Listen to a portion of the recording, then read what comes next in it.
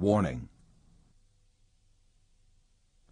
The subject of this film you are about to watch reveals a crucial secret of your life. You should watch it very attentively, for it concerns a subject that is liable to make fundamental changes in your outlook on the material world. The content of this film is not just a different approach or a philosophical thought. It is a fact which is also proven by science today.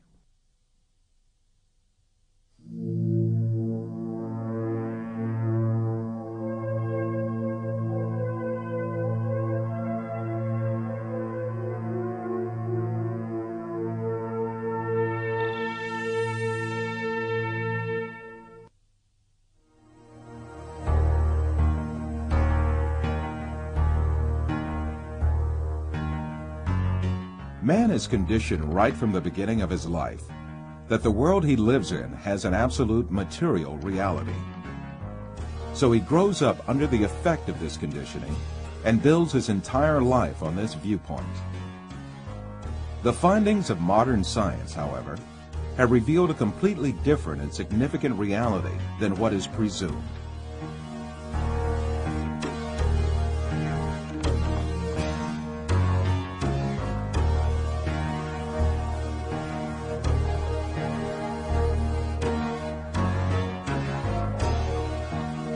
All the information that we have about the external world is conveyed to us by our five senses. The world we know of consists of what our eyes see, our ears hear, our noses smell, our tongues taste, and our hands feel. Man is dependent on only those five senses since birth. That is why he knows the external world only the way it is presented by these senses.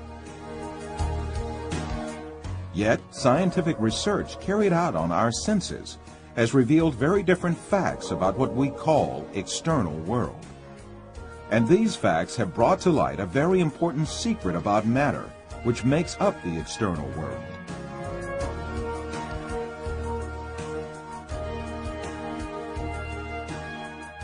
Contemporary thinker Frederick Vester explains the point that science has reached on this subject. Statements of some scientists posing that man is an image, everything experienced is temporary and deceptive, and this universe is a shadow, seems to be proven by science in our day. In order to better grasp this secret behind matter, let us be reminded of our information about our sense of sight, which provides us with the most extensive information about the external world.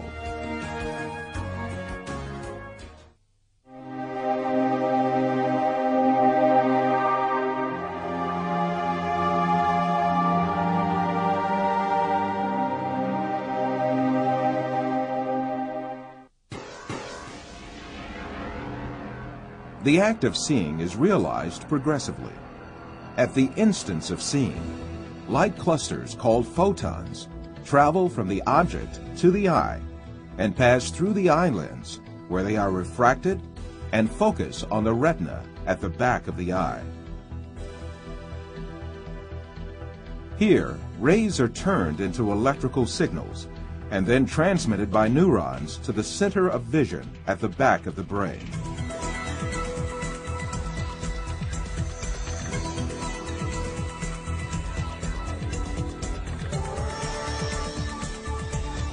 The act of seeing actually takes place in this center in the brain.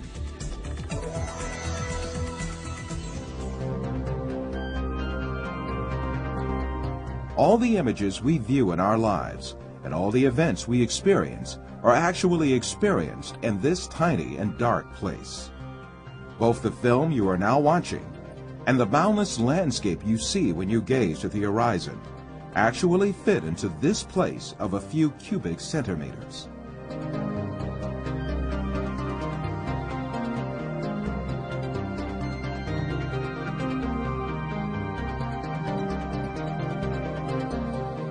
Now, let us reconsider this information more carefully. When we say we see, we actually see the effect the rays reaching our eyes form in our brain by being converted into electric signals. When we say we see, we actually observe the electrical signals in our brain. By the way, there is another point that has to be kept in mind. The brain is sealed to light, and its interior is absolutely dark. Therefore, it is never possible for the brain to contact with light itself. We can explain this interesting situation with an example. Let us suppose that in front of us there is a burning candle, and we view its light. During this period, when we view the candle's light, the inside of our skull and our brain are in absolute darkness. The light of the candle never illuminates our brain and our center of vision. However, we watch a colorful and bright world inside our dark brain.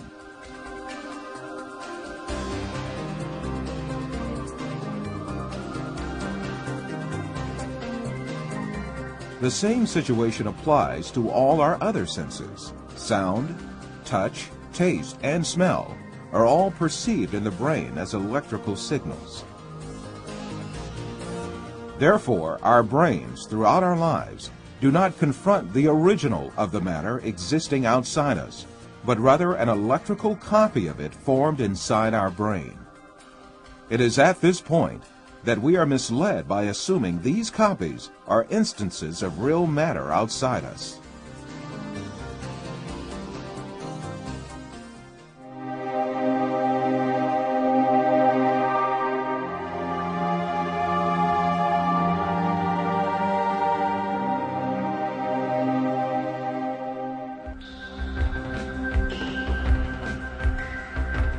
These physical facts make us come to an indisputable conclusion.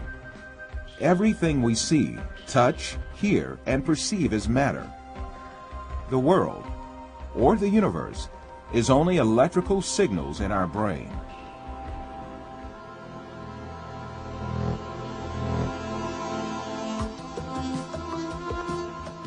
For instance, we see a bird in the external world.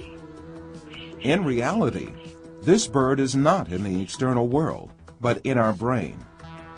The light particles reflecting from the bird reach our eye, and there they are converted into electrical signals. These signals are transmitted by neurons to the center of vision in the brain. The bird we see is, in fact, the electric signals in our brain. If the sight nerves traveling to the brain were disconnected, the image of the bird would suddenly disappear. In the same manner, the bird sounds we hear are also in our brain. If the nerve traveling from the ear to the brain was disconnected, there would be no sound left.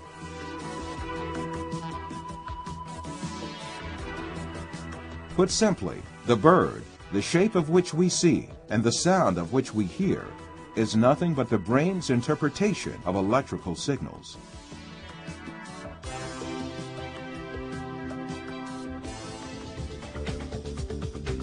Another point to be considered here is the sense of distance. For example, the distance between you and this screen is nothing but a feeling of space formed in your brain. Also, objects that seem to be very distant in one person's view are actually images clustered at one spot in the brain.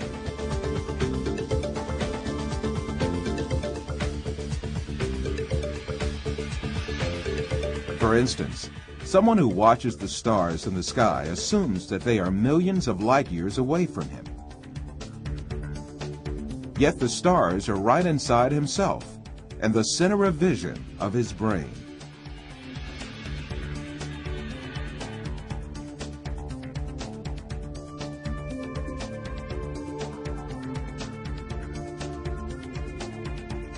While you watch this film, you are, in truth, not inside the room you assume yourself to be in. On the contrary, the room is inside you. Your seeing your body makes you think that you are inside of it.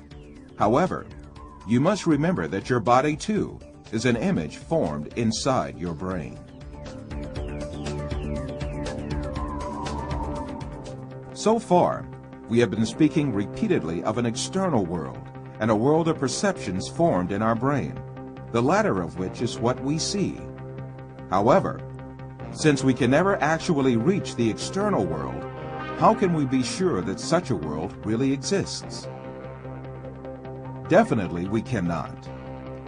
The only reality we cope with is the world of perceptions we live within our minds.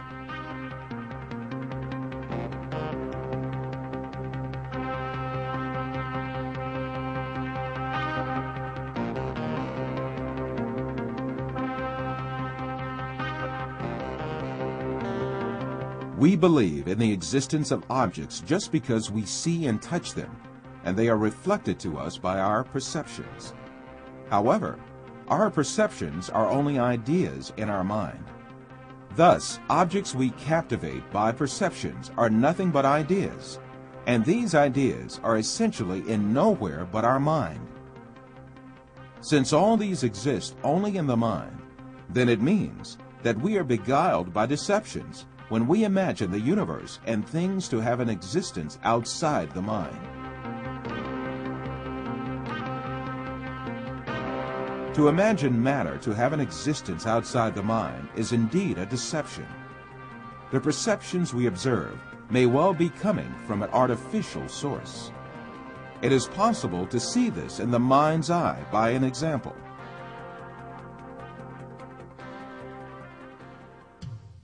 First, let us suppose that we could take our brain out of our body and keep it alive in a glass jar. Let us put a computer in which all kinds of information can be recorded. Finally, let us transmit the electrical signals of all the data related to a setting, such as image, sound, and smell, to this computer. Let us connect this computer to the sensory centers in our brain with electrodes and send the pre-recorded data to our brain. As our brain perceives these signals, it will see and live the setting correlated with these. From this computer, we can send to our brain also signals pertaining to our own image. For instance, we can send to our brain the electrical correlates of such senses as sight, hearing, and touch that we perceive while we sit at a desk. In that state, our brain would think itself as a businessman sitting in his office. This imaginary world would continue as long as the stimulations keep coming from the computer. We would never realize that we only consist of a brain. It is indeed very easy for us to be deceived into believing perceptions without any material correlates to be real. This is just what happens in our dreams.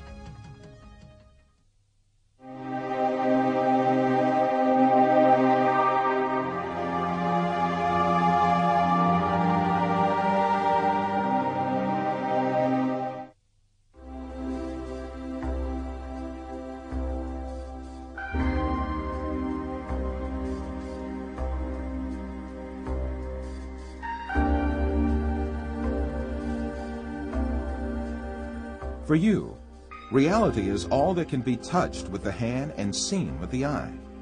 In your dreams, you can also touch with your hand and see with your eye. But in reality, you have neither hand nor eye, nor is there anything that can be touched or seen. Taking what you perceive in your dream to be material realities, you are simply deceived.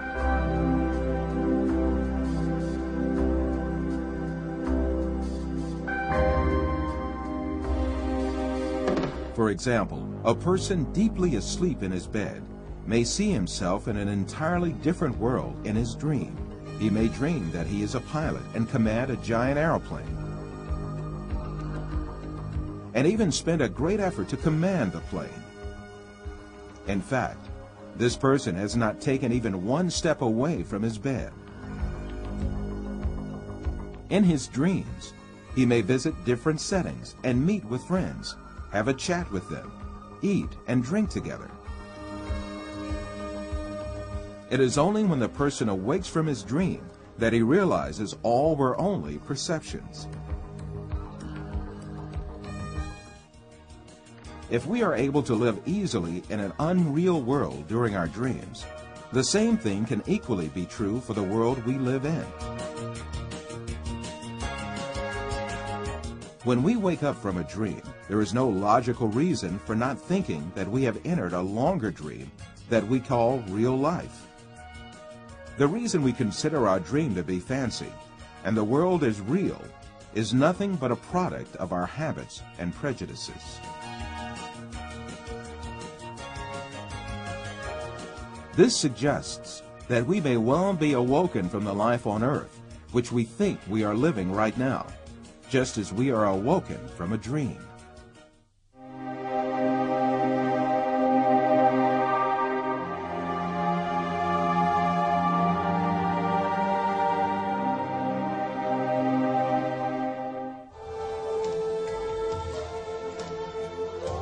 After all these physical facts arises the question of primary importance.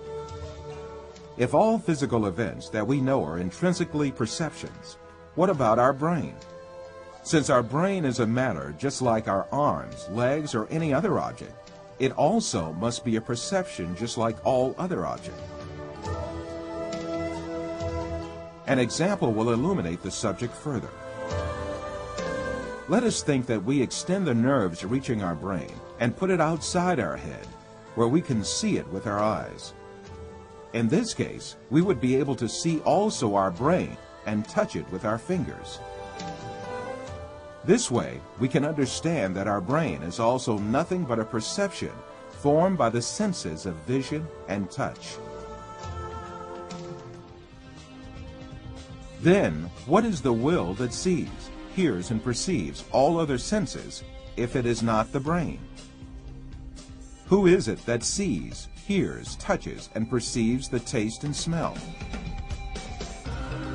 Who is this being that thinks, reasons, has feelings, and moreover that says, I am me? One of the important thinkers of our age, Karl Popper, also poses the same question. Since the Greeks, philosophers have been thinking about the ghost in the machine, the small man within the small man, etc. Where is I, the person who uses his brain? Who is it that realizes the act of knowing? As St. Francis of Assisi said, what we search for is the one that sees. In fact, this metaphysical being that uses the brain, that sees and feels, is the soul. What we call the material world is the aggregate of perceptions viewed and felt by this soul. Just as the bodies we possess and the material world we see in our dreams have no physical reality, the universe we occupy and the bodies we possess now also have no physical reality. The real absolute being is the soul. Matter consists merely of perceptions viewed by the soul. Yes, even if we start with the presupposition that matter is real, the laws of physics, chemistry, and biology all lead us to the fact that matter consists of an illusion and to the inevitable actuality of a metaphysical matter. This is the secret beyond matter. This fact is so definite that it alarms some materialist scientists who think matter to be the absolute being. Science writer Lincoln Barnett says in his book, The Universe in Einstein, along with philosophers' reduction of all objective reality to a shadow world of perceptions, scientists have become aware of the alarming limitations of man's senses.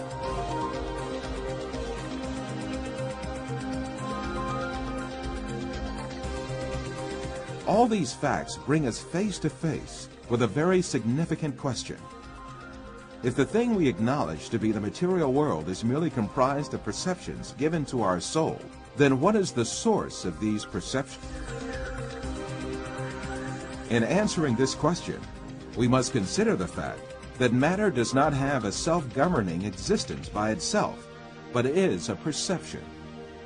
Therefore, this perception must have been caused by another power, which means that it must have been created. Moreover, this creation must be continuous. If there were not a continuous and consistent creation, then what we call matter would disappear and be lost. This may be likened to a television on which a picture is displayed as long as the signal continues to be broadcast. If the broadcast stops, the image on the screen will also disappear.